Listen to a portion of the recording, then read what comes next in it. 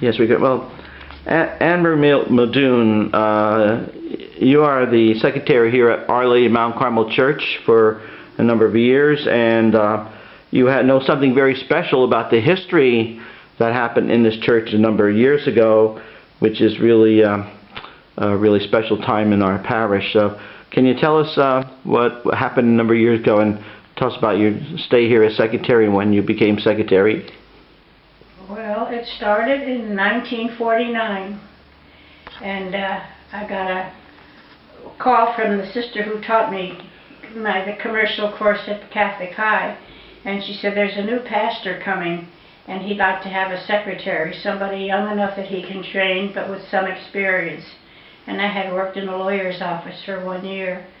So I come to the rectory, and I'm sitting here with the bishop, who was only Father Schott at the time, and he said, tell your boss you're giving him 2 weeks notice, you can start here.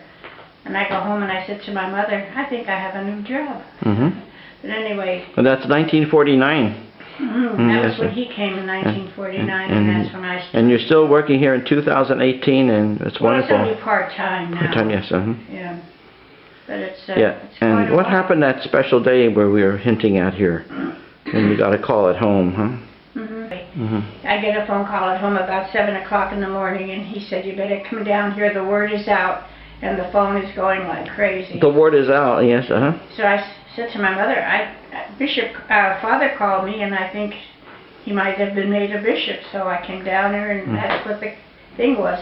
Telegrams and phone calls were coming from all over the country, because he had been associated with the military. He had the down in Harrisburg, the USO, Catholic USO down in Harrisburg, and he was dealing with a lot of the military, and so a lot of people knew him. And this bishop we're talking about is Bishop Lawrence F. Schott. I just raised up the photo camera so they can see his picture right behind, above your head there.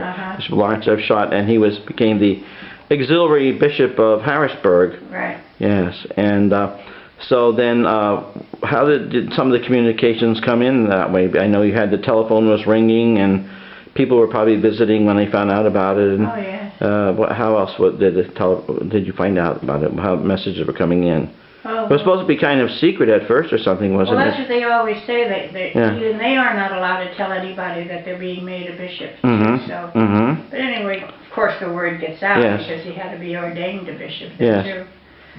And what was Bishop Leach did that. So. And what do you have to go down to? What office was that? I remember the story you were telling me about how somehow they found out at the barber shop that he was made bishop even before. Well, that's because they had the Western Union was right there. The Western Union Telegraph was there. I said to my dad, I said to my mother and dad, I said, I think Monsignor Schott was made a bishop, but don't tell anybody yet. And so my dad goes downtown, and he said, Bill the barber said, hey, did you hear about Monsignor Schott? And he said, how did you know? You see, the telegrams were coming in at that time. Yes.